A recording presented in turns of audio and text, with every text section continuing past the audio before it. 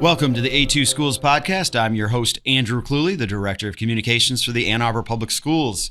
I'm joined today again, our Superintendent, Dr. Swift. Thanks for being here. Good afternoon, Andrew. And we also have with us Bernerd Rice. He's the Assistant Superintendent for Capital Programs and Physical Properties. Thanks for being here, Bernerd. Good afternoon, Andrew. Thank you for having me. Excellent. And then we also have Jason Bing. He's the Director of Capital Programs. Good afternoon. Thanks for having me. And if you hadn't figured out, but from our guests, we are going to be talking about some of the construction projects and whatnot that are ongoing and expected to be primarily the ones that are expected for the summer months here in the Ann Arbor Public Schools as we continue work that we're able to do only thanks to voters supporting us and passing the bond program and the sinking fund millage. You know, Andrew, during the previous decade and a half, our facilities had really fallen behind as a result of, the reduction of funding in the state. And Michigan is one of very few states in the country that does not fund for physical properties. So just what you've said, Andrew, we are so grateful that our community has risen to help us make up that difference through two endeavors, really. One, the bond, and secondly, the sinking fund. It's a funny name, but it's one of the mechanisms in the state. And we have both of those in place. Together, they're called the Capital Program. And that's what helps us to do these significant renewal of our infrastructure and our facilities. So I know that people don't necessarily get excited about this stuff unless it doesn't work.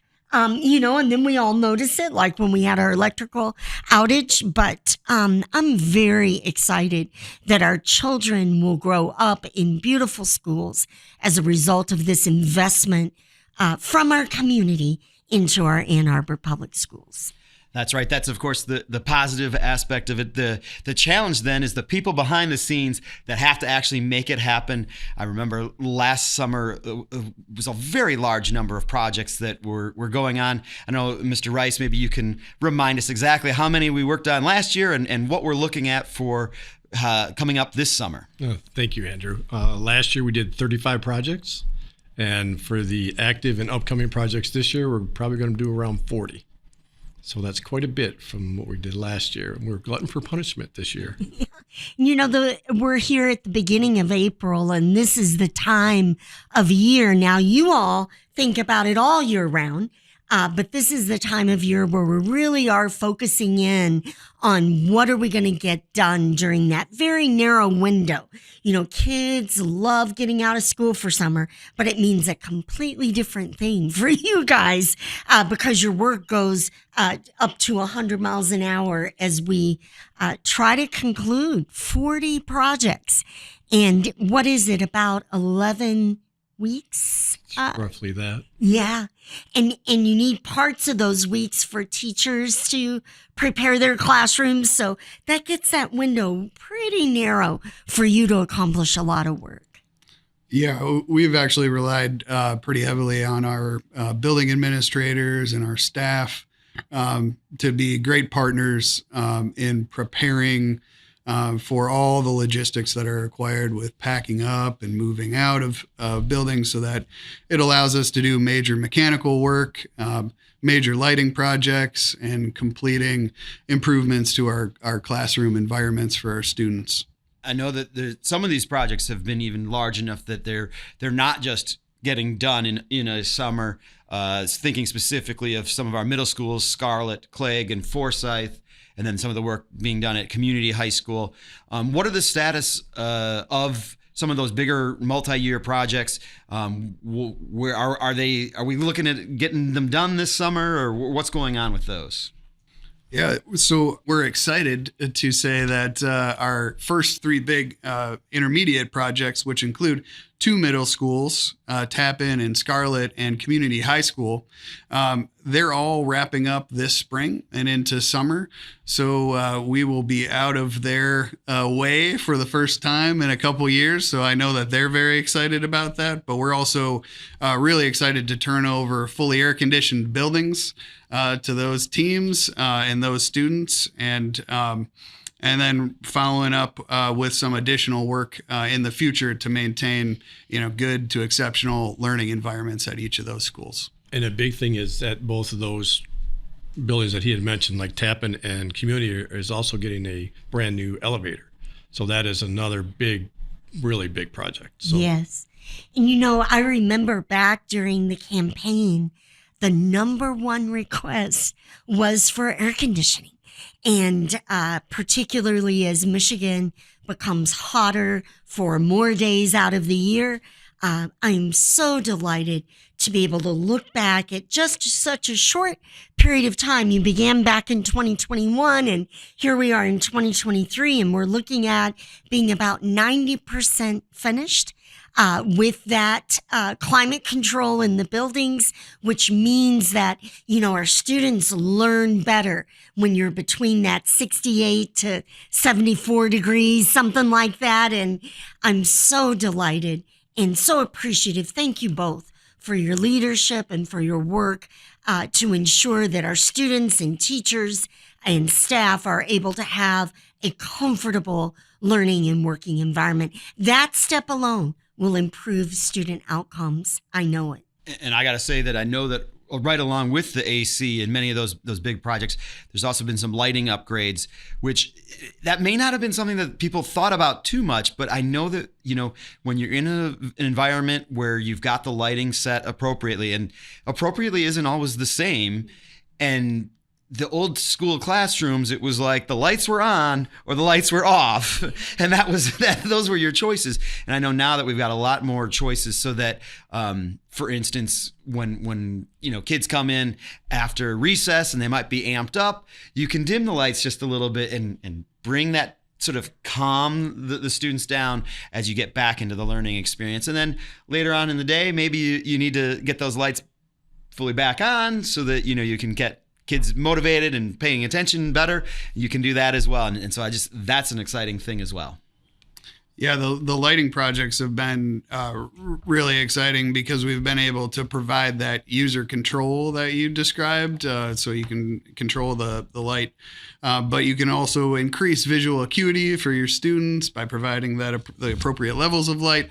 And you can reduce our overall operating costs by lowering the overall energy output of those devices. So we're excited to reduce our electrical loads in some buildings by up to 25%, and also provide, better quality learning environments for the students. I really appreciate you making that point, Jason, because one of our cornerstones in this capital program has been our deep commitment, that of this community, to the environment. And I think folks assumed that when we added air conditioning, that we maybe betrayed that value. But you know an awful lot, guys, about that progress that we've made with our solar installations. Talk a little bit about that, if you would. Yeah, we will be working on our 9th and 10th solar arrays this summer at Tappan and Scarlett, which is really exciting because it will continue to solidify us as the largest owner and operator of on-site solar generation in the state of Michigan for K-12 institutions. So we will be the largest public school producer in the state of Michigan. And right now, institutionally in Washtenaw County, we are the largest owner operator, which is also really exciting given our community's commitment to decarbonization. And that will continue over decades because, as I understand it, those solar panels really do endure for quite a long time, yes? Oh, absolutely. With a rated lifespan of 25 years or more, they're going to give us a lot of power for a lot of years. And that's, it becomes even more valuable as, electrical rates increase and, there's considerations for extended summer heat streaks and all sorts of opportunities that we can then use that power for a resiliency and other efforts within the district. So we've been talking a lot about sort of these big projects that we're working on and have been working on and are going to continue working on this summer. But I know that at the same time, some of that more routine maintenance needs to take place as well. Can you guys talk about some of those types of projects? What type of things we might be seeing if we're driving around one of our schools this summer when we see people out working? This year, every year we have a plan to do resurfacing. It's called seal coating to our parking lots, which prolongs the life of them. So we've been doing that for the past 5 years since I've been here. And I remember Dr. Swift telling me when I first came here, what are you going to do about the roofs? That was the first thing she asked me. She goes, I was tired of getting calls and saying the roof's leaking. So we've been doing some of those projects like Tappan and Scarlett. Well, before the solar goes in, we're going to be replacing roofs. So we've been doing, constant maintenance of everything. And big thing is, we all know air quality. We're replacing filters 3 times a year. So we've been doing those maintenance routinely stuff. And again, water quality. We've been changing filters, doing all that for that. And every spigot has a filter on it. And it's like 17 or 1,800 filters a year that we do during the summer. So it's routine maintenance stuff that we do.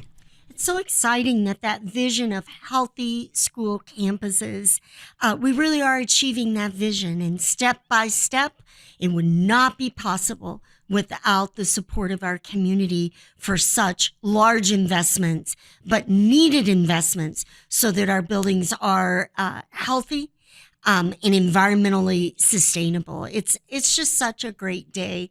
And I'm so grateful for your work in getting that accomplished and our community's support in providing the funds and the resources to make it happen. And that's a very good point. I mean, the environmental alignment that we've been working with, and our team has been working with teaching and learning and other staff members.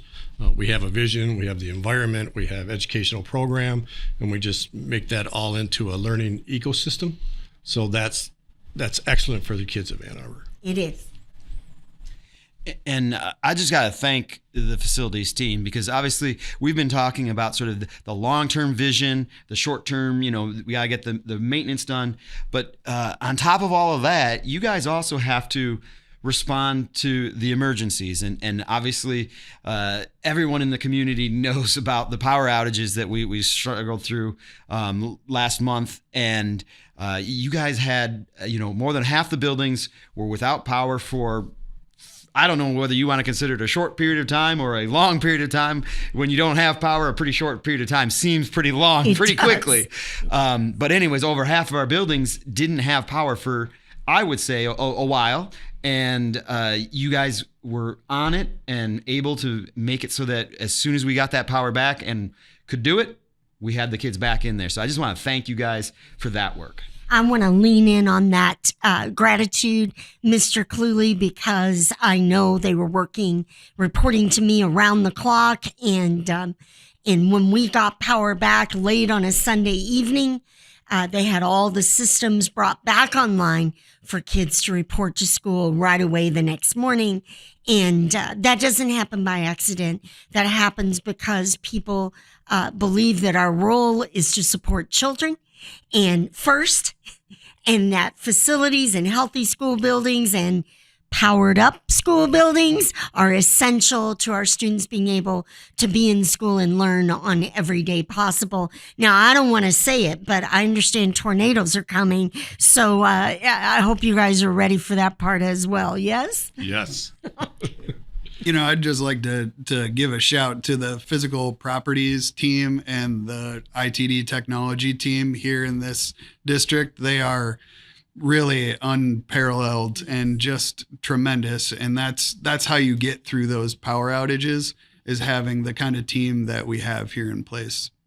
It is always interesting to see who I hear from first when a building's out of power, whether the physicals team gets out first or whether ITD gets out first, because it seems like you both are just on it, and almost like it's a competition. And I don't think, Andrew, that people necessarily realize how important electricity is to the safety systems of the building. And I think a long time ago, being in school, we would think to ourselves, well, you can be in school without power, no big deal. But in this day and age, our phone systems, our fire suppression, all of those safety systems really do operate as a result of connectivity and power. Is that right? It is right. Yes. And its major one is heat. I mean, we do not in our buildings want to go period a long time without heat based on the temperature. And we could have broken pipes and stuff like that. And we just can't have that. And Andrew made a valid point, and so did Jason, that it's not so much a competition as it is that we're working side by side as a team. Yes. And I think that's very important. And we've, over the years, have developed that team. Yes. And I think that's so important for this district. It really is. There was a time when we weren't able to say that was true, and I'm so grateful for your work and your leadership. I used to plan my days around the weather, knowing that if it was a hard, heavy rain, we'd be dealing with a dozen leaks easy. And I'm proud to say, thanks to the support of our community and the hard work of you all and your teams, we may still have a leak here and there, but nothing at the level that we used to have. So. And that's good news that we have a good team on hand. And that brings us to the good news segment here on the A2Schools podcast. And we're celebrating a national championship. Last weekend, Skyline High School's ethics team claimed the 2023 National High School Ethics Bowl Championship. The team is called the Philosophical Zombies, and it's made up of Skyline sophomores Catherine Van Lent, Catherine Plotner, Skyline Junior Shami Ruwendi, and freshman Ethan Schultz, and they're coached by Skyline science teacher Gabe Retaliata. And congratulations, they're the first team from Michigan to win the national championships in the Ethics Bowl, and they defeated Regis High School from Manhattan in the finals. It was all taking place last weekend in Chapel Hill, so while many kids were out celebrating spring break, they were working hard, claiming a national championship. Well, congratulations to the Skyline Ethics Bowl team. That's first time I've heard of us achieving that level, that distinction. Congratulations. I believe that Skyline won the state championship to qualify, and I believe Huron and Pioneer have both won the state championship in the past as well, but this is the first time any school from Michigan has won the national championship. So congratulations to the team and Coach Retaliata. Very exciting. Well, and I want to say thank you very much to Jason Bing for coming in and joining us for the conversation today. Thank you very much. And Mr. Rice, thank you for coming in and talking about the work that we got coming up over the summer as well. Thank you, Andrew. And Dr. Swift, always great to hear from you as well. It's great to be here, Andrew. And so for our parents or students or community members out there who may be curious when they drive by that project and want to know more about what's going on with our bond, with our capital program, Bond and Sinking Fund, they can go to the Bond website. I'll let Jason say what that is. We'll go to the Bond website and you can see all of the detailed information and see what our tax dollars in the community are supporting in terms of renewed infrastructure in the Ann Arbor Public Schools. Jason, where do they find that? They can find it at www.a2schoolsbond.org. And we'll have all the project details and some updates, event schedules, and all sorts of fun stuff.